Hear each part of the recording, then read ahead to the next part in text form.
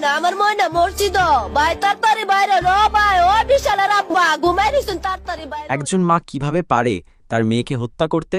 তুমি কেমন মা? মা হয়ে মেয়েকে মেরে ফেলো। ময়নার বাবা বিদেশ থাকায় মা পরকীয়ায় জড়িত ছিল। ময়নার চাচার সাথে গত 3 দিন আগে যেদিন ময়না নিখোঁজ খবর প্রকাশ পেল, ওই দিন দুপুরবেলা মা ও ময়নার চাচা উলঙ্গ অবস্থায় আকামের মধ্যে দেখতে পায় ময়না। ময়না তাদের আকাম প্রকাশ করে দিবে বলেই এই ঘটনাকে দামাচাপা দেওয়ার জন্য ময়নাকে তার মা প্রথমে একটি কান কাটেন, তারপর দেওয়ালের সাথে তাকে ধাক্কা দিয়ে আঘাত করতে থাকেন।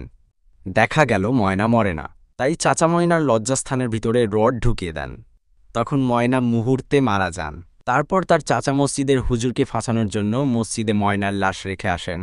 মসজিদের ছাদে লাশ পাওয়া যাওয়ায় প্রশাসন গ্রেফতার করেন মসজিদের ইমাম মুয়াজ্জিনকে। ডিএনএ টেস্ট করে দেখা গেল ইমাম মুয়াজ্জিন দুজনেই নির্দোষ, কিন্তু আদালত সসম্মানে মুক্তি না দিয়ে মিথ্যা মামলা দিয়ে 2 দিনের রিমান্ড মঞ্জুর করেছে। দাড়ি আর টুপি থাকায় আজ সমাজ আর রাষ্ট্র অবজ্ঞার নজরে দেখেছে তাদেরকে। এই রকম মা কারো যেন না হয়। গুনাহ মানুষকে পশুর থেকেও জঘন্য করে তোলে।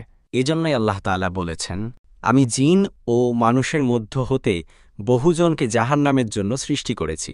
তাদের অন্তর আছে, কিন্তু তা দ্বারা তারা অনুধাবন করে না। তাদের চোখ আছে, কিন্তু তা দ্বারা দেখে না, এবং তাদের কান আছে, কিন্তু তা দ্বারা শোনে না। তারা চতুষ্পদ জন্তুর মতো, বরং তার চেয়েও বেশি বিভ্রান্ত। এরাই গাফেল।